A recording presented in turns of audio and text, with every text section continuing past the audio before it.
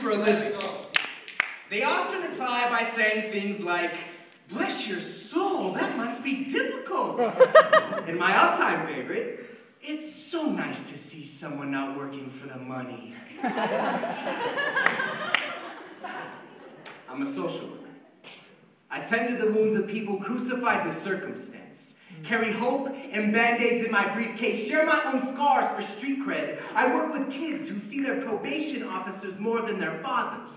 They wear sagging pants in their parents' mistakes, introduce themselves as accidents waiting to happen. They are a Hollywood casting director's wet dream, tattooed with the temper.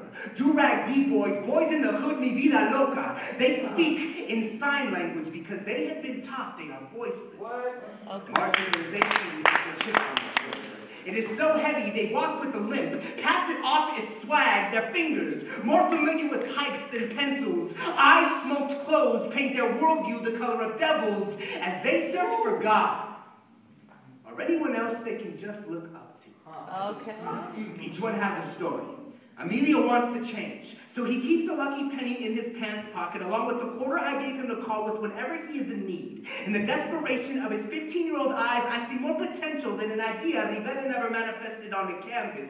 He makes the city his, scribes pieces of his soul in the windows, not knowing his pain is as transparent as the glass, sprays a masked moniker underneath street lamps so he always shines brighter than the darkness of his insecurities. He left his self-esteem next to a cigarette butt at the bottom of a bottle bought by relatives who see no problem feeding fires. He screams in spontaneous combustion, but believes nobody's listening, so he commits another crime. He likes going to court because there, at least he knows someone is paying attention to his sentences. I am his social worker, thinking of the sense of his syntax. He didn't fall through the cracks, they swallowed him. I've seen it happen in broad daylight. Sun turning the other cheek, cowering behind the clouds. Concrete quicksand traps youth like Venus fly. Homies who claim to have backs, front, offering no help, and so many of our kids are sinking. Emilio asks me for direction, but there's only one way to go from where he is. I show him his heartbeat's his compass. We look at the scars on his psyche. I ask if he's ready to replace them with dirt underneath his fingernails. He asks me how he is supposed to escape the sand.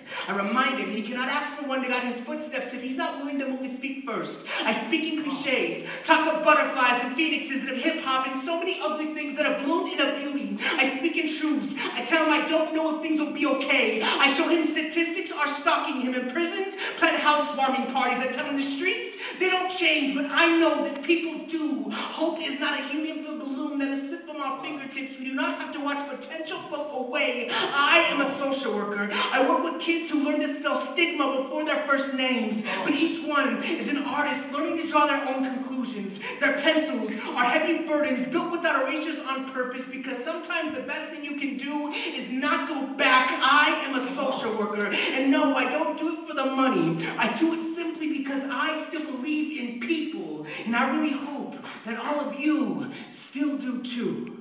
Yeah.